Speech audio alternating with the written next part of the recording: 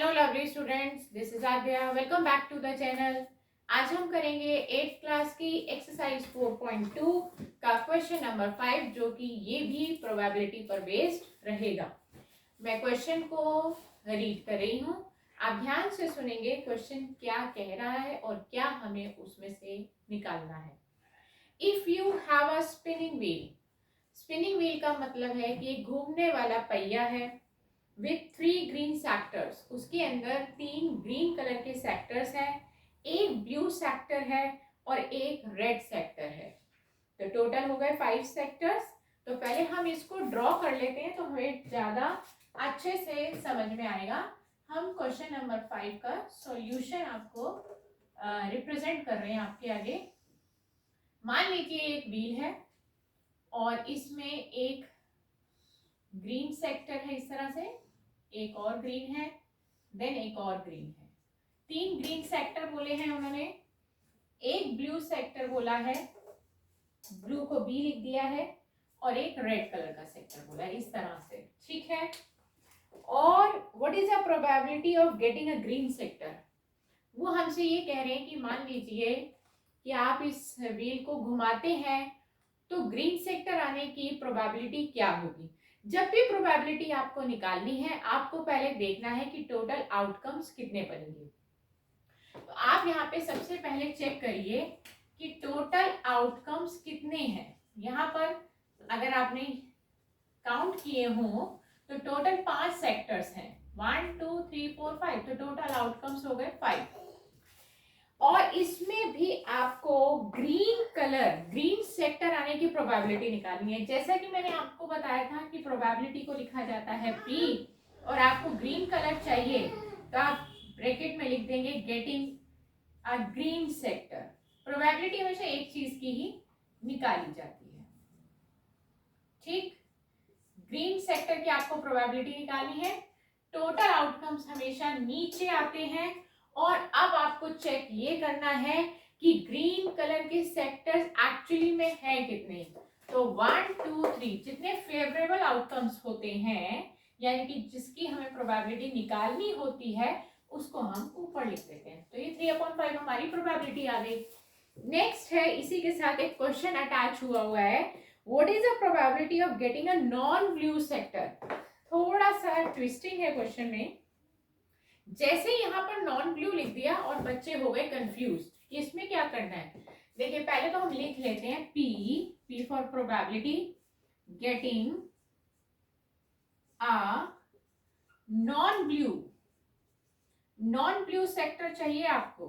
ठीक है, non blue sector का मतलब है कि बस वो सेक्टर ब्लू कलर का नहीं होना चाहिए। तो आप क्या करेंगे, सिर्फ ब्लू को ही छोड़ देंगे और बाकी सारे काउंट कर लेंगे। टोटल आउटकम्स आपके पहले की तरह नीचे 5 ही आएंगे, और आपको देखना है कि ब्लू सेक्टर्स कितने हैं। एक ही ब्लू है, उसको छोड़ दीजिए, बाकी सारे ले लीजिए, क्योंकि उन्होंने कहा कि नॉन ब्लू होना चाहिए, मतलब ब्लू को छोड़ के कोई भी हो, रेड भी चलेगा, ग्रीन भी चलेगा। तो 1 2 3 4 आपको ले लेने, तो 4/5 इसकी प्रोबेबिलिटी हो गई, और ये क्वेश्चन यही खत्म हो गया। इसका एक क्वेश्चन है आखिरी, क्वेश्चन नंबर 6, हम उसको भी लेके आगे एक्सरसाइज, और साथ ही साथ ये चैप्टर भी आज फिनिश हो जाएगा।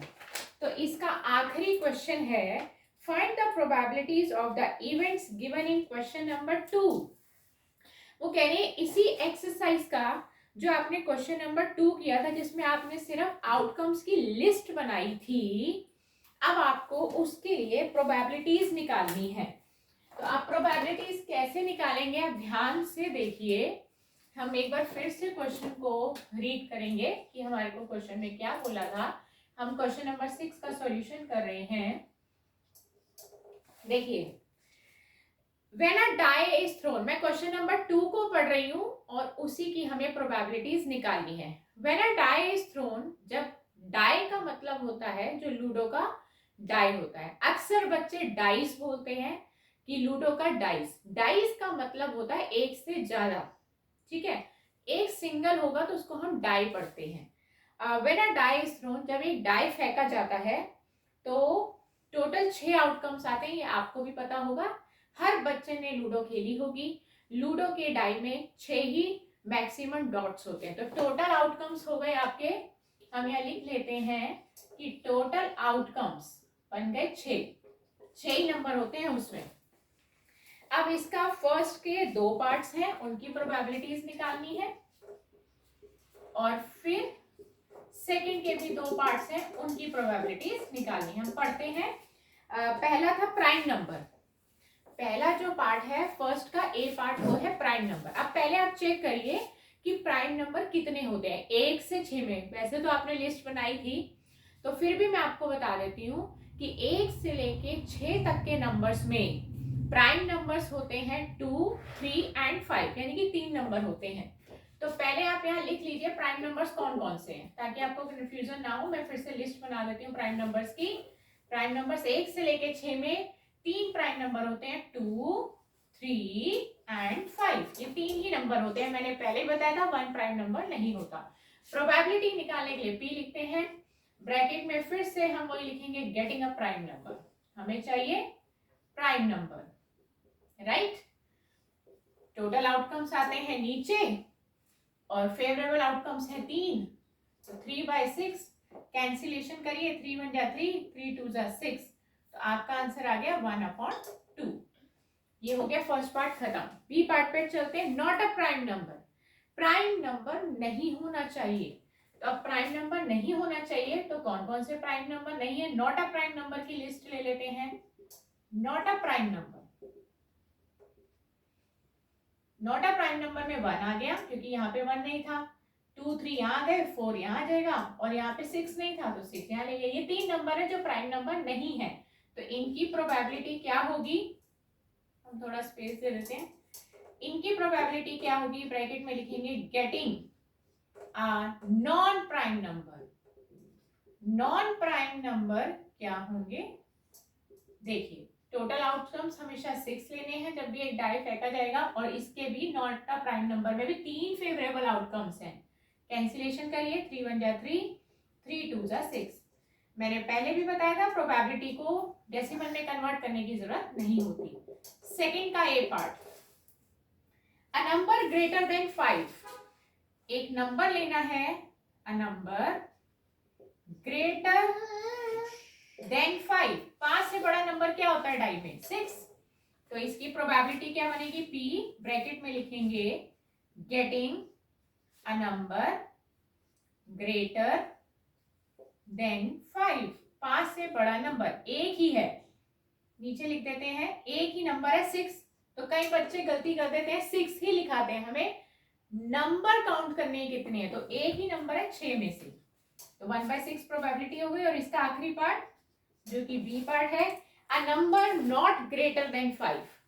एक नंबर जो 5 से बड़ा नहीं होना चाहिए। तो पहले तो आप लिस्ट बनाइए, a number not greater than 5, 5 से बड़ा नहीं होना चाहिए। तो कौन कौन से होंगे, 5 से बड़ा नहीं होना चाहिए, तो 5 इंक्लूड होगा, 1 2 3 4 एंड 5।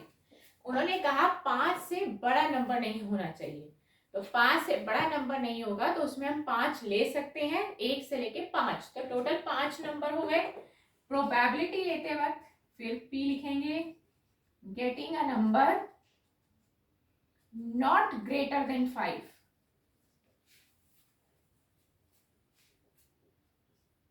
टोटल आउटकम्स हो गए 6 और फेवरेबल आउटकम्स हो गए 5। ये कैंसिल नहीं हो रहा, 5/6 ही आएगा।